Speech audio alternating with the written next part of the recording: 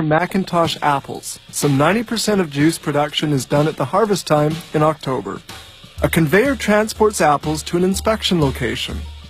Apples tumble in the reverse direction of the conveyor belt so that wet leaves and undesirable materials adhere to the belt.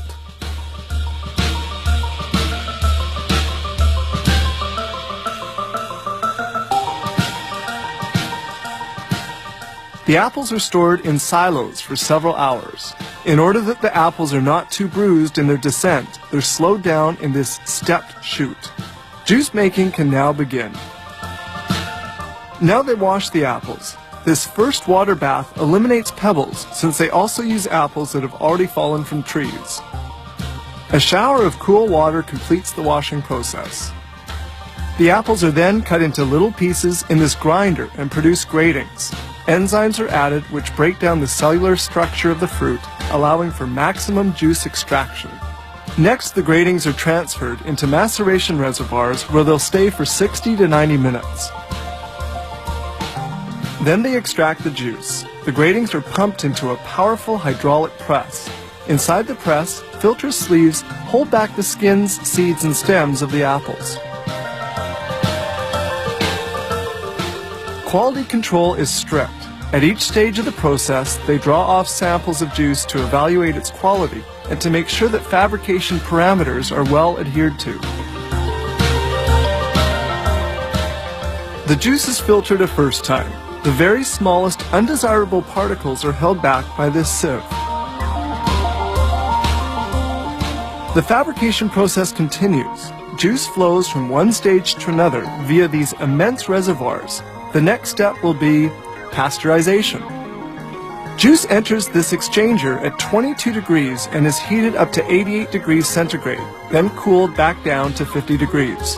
Enzymes are then added to hydrate the pectin and facilitate the second filtration. This is the ultrafiltration process, where filter membranes with microscopic pores retain the smallest of particles.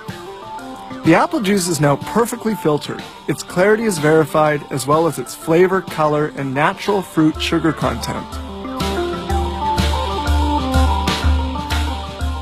Since juice is produced in October, it has to be conserved throughout the year. A portion of the production is stored in this sterile warehouse area to await being bottled during the year. Each reservoir can hold 110,000 liters of filtered juice. No preserving agent is added.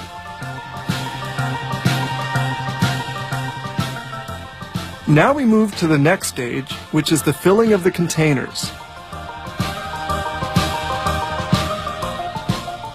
These little drinking containers are filled at the rate of 100 a minute. The containers are then hermetically sealed.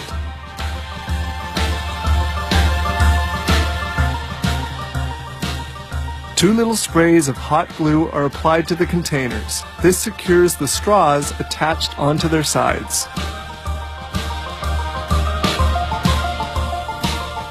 Another automated production line fills bottles with juice.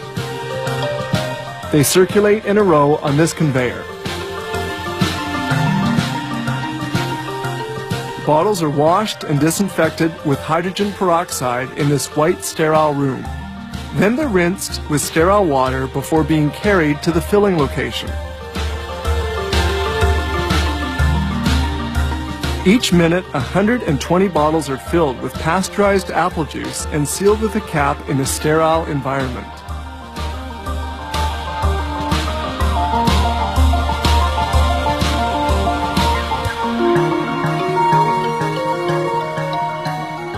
Bottles are then labeled and sent to shipping.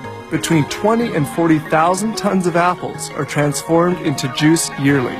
Thanks to its perfect preservation, consumers can enjoy this juice at any time of